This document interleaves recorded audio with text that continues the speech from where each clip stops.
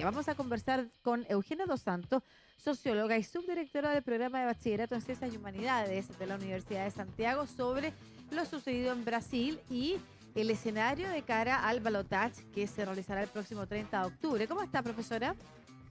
Muy bien, muchas gracias. Gracias y feliz por estar acá, conversar con usted.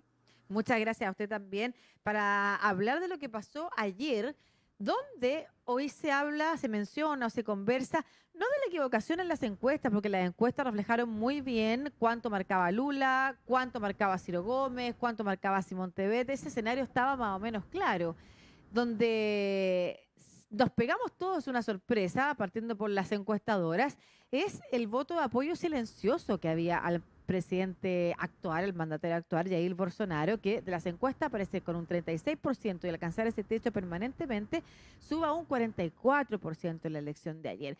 ¿Por qué cree que se da ese escenario, profesora? Mire, yo creo que por varias razones. Obviamente, no podemos olvidar que Lula ayer logró 48% de los votos y la diferencia entre Bolsonaro y Lula son de 5 millones de votos, Claro. que probablemente para Bolsonaro será muy complejo que ele llegue a una segunda vuelta con esta diferencia, y eso es súper importante decir.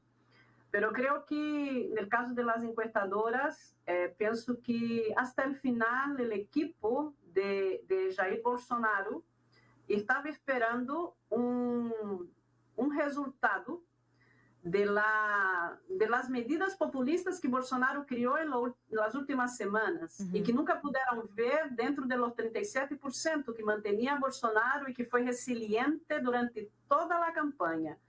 Teníamos estos 37% de electores, que é logicamente sua base de apoio, Claro. pero Bolsonaro quedava assim como surpreendido que, por exemplo, o auxílio emergencial, que eram em 2 cotas, não aparecia em la encuesta. E ao final, eu penso, essa é uma perspectiva minha. Eu creio que quando se pagou a segunda cota, não pudo entrar em la encuesta. E, obviamente, como tu dizes, existe esse grupo silencioso que se muere de vergonha de dizer que vai votar em Bolsonaro e que é o que nós outros podemos considerar. Não sei se este é o diagnóstico que muitos analistas estão fazendo, mas em minha perspectiva é isso. Sí, efectivamente, conversé en la mañana también con otro analista que me hablaba de lo mismo, me hablaba de las ayudas sociales en una población que no está ideológicamente identificada con un sector, ya sea izquierda o derecha, que estaban bastante bien representados aquí en sus candidatos, ¿no es cierto? La extrema derecha, además de Bolsonaro, y por otro lado, Lula con una izquierda ampliada hacia el centro un poco, pero que no alcanza a construir lo suficiente o a crecer lo suficiente para darle el triunfo en primera vuelta. ¿Usted me quería agregar algo más? Queria agregar o seguinte, que a surpresa que todos estamos Observando. observando é solamente o hecho de que Lula não ganhou no primeiro turno, que obviamente todos esperavam que Lula lograra os 50 mais 1.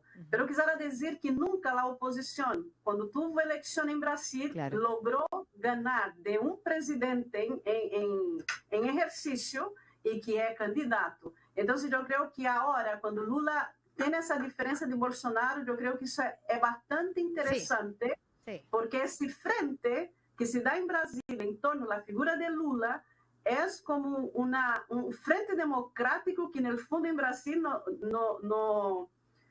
não há sido um candidato como Lula ter diferentes alianças de apoio, tanto de la centro-esquerda, que está aí. E, por outro lado, Simone Tebet e Ciro Gomes, com esses 8%, que no caso de Simone Tebet já dijo claramente ayer em uma declaração que tinha que conversar com os presidentes dos outros partidos que la apoiam para apoiar, obviamente, não a Bolsonaro, e aí Lula teria esses 4%. E Ciro, eu penso que vai deixar livre, porque Ciro realmente não tem uma boa relação com Lula e pudera deixar livre. Pero, en el fondo, yo creo que lo que viene el 30 de octubre es que Bolsonaro llegue con su discurso populista, con sus medidas populistas, que realmente esta medida, y ele dijo ayer en una declaración que ele vai intentar llegar a la parte de la población más empobrecida, que es la población que él no logró llegar, porque el apoyo de Bolsonaro está en las zonas o las regiones más ricas de Brasil, que son los feudos, ¿no? Latifundistas, ruralistas, que apoyan este discurso centrado em uma como se diz, em capitalismo, não, que já está bastante ultrapassado de combate a capitalismo, não, que não protege o meio ambiente, o agronegócio. Então, se esta base bastante ampla que tem Bolsonaro com seus apoiadores. Sí, un par de cosas me llamaron la atención, además de lo que usted estaba señalando. Una, bueno, primero es efectivamente que Lula podría, no necesariamente va a contar, porque uno sabe que los votos no se endosan con tanta facilidad como se puede endosar un liderazgo, en este caso de Ciro Gómez o de Simone Tebet, a sus votantes.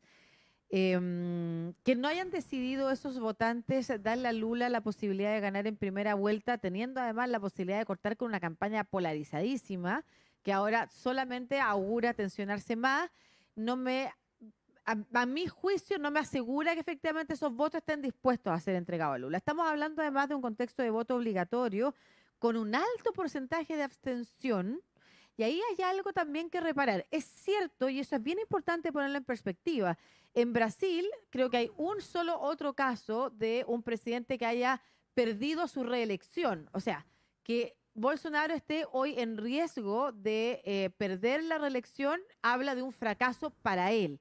Lo que pasa es que la discusión se está poniendo en torno a que las encuestas daban una ventaja muy superior a Lula, o muchos, claro, una ventaja en términos porcentuales respecto de Bolsonaro, que no se dio. Y eso pone en tensión la llegada a la segunda vuelta, porque hacia dónde crecer es también el tema para Lula, en un contexto en el que, claro, en el sistema electoral no se previene la posibilidad de que Bolsonaro actúe con medidas populistas, con asistencias sociales, que probablemente para ese voto desafectado de la política, que es muy poco, pero que en estos momentos no ha ido votando, recordemos, insisto, que es voto obligatorio, y un padrón gigantesco además, eso hay que decirlo, en Brasil.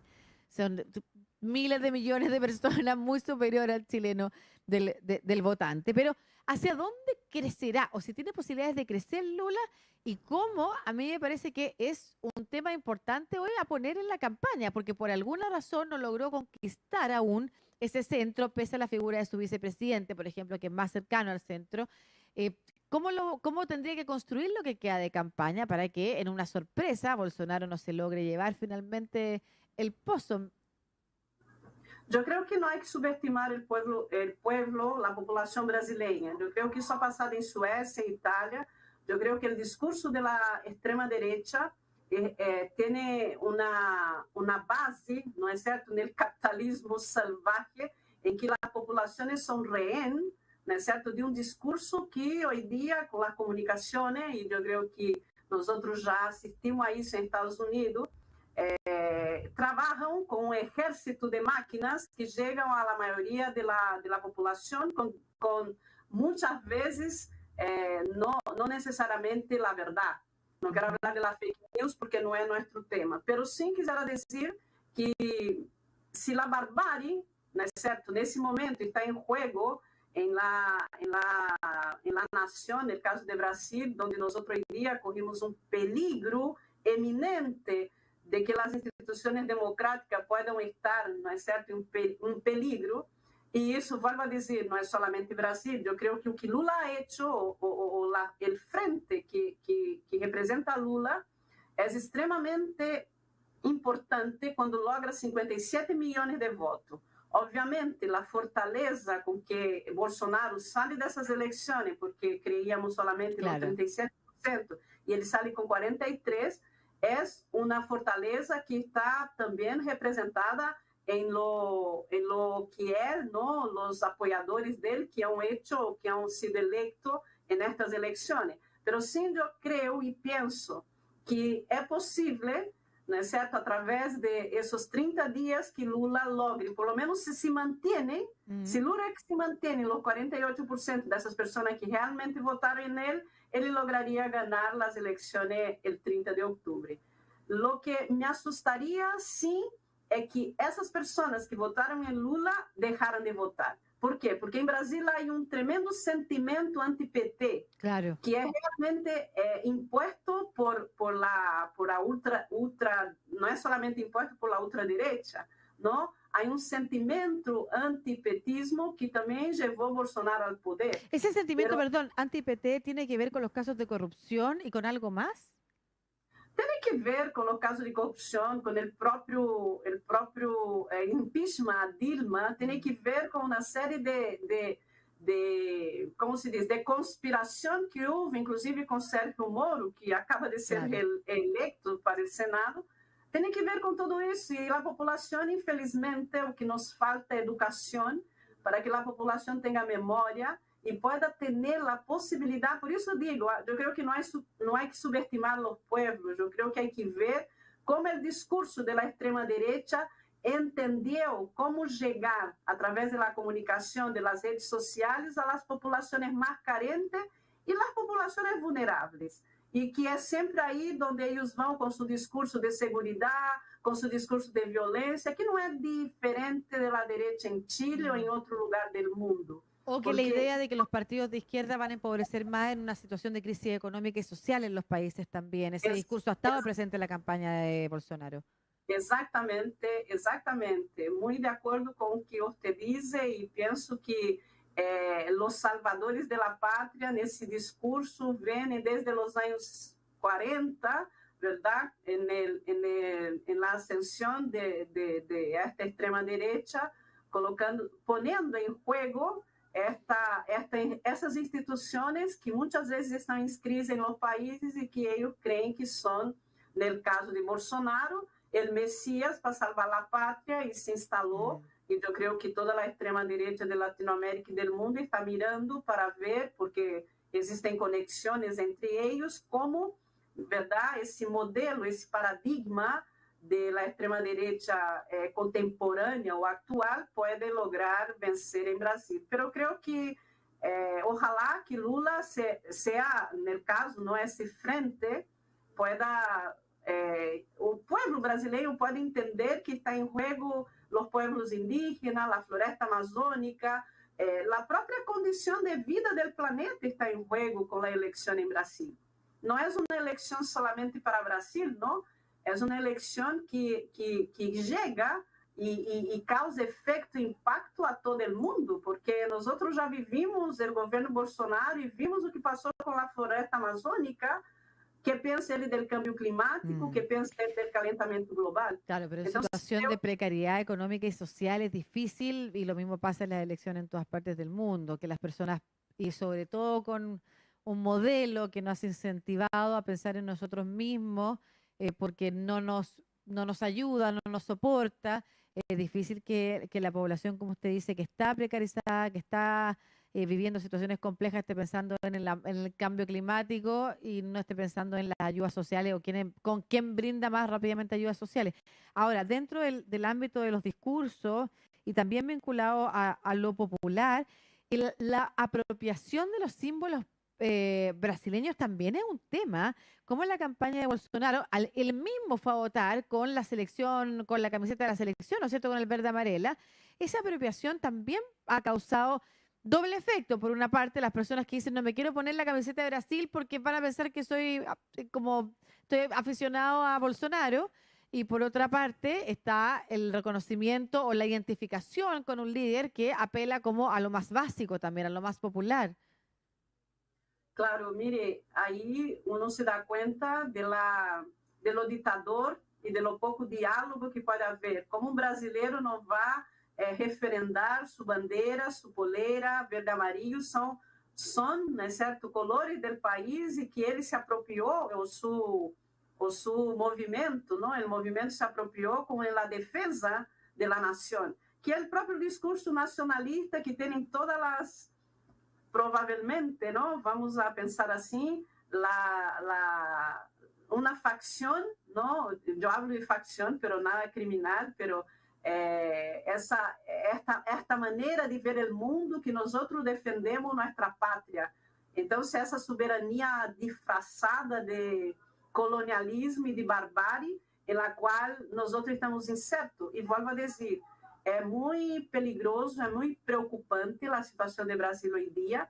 Yo creo que los 4 años del gobierno Bolsonaro fueron muy difíciles, además con la pandemia, 680.000 personas muertas, de un negacionismo claramente identificado por toda la población, pero que aún el pueblo no es, ¿no? En el fondo, capaz de comprender ese discurso de que, en realidad, esa defensa de la vida no está. Y por otro lado, eso es un hecho.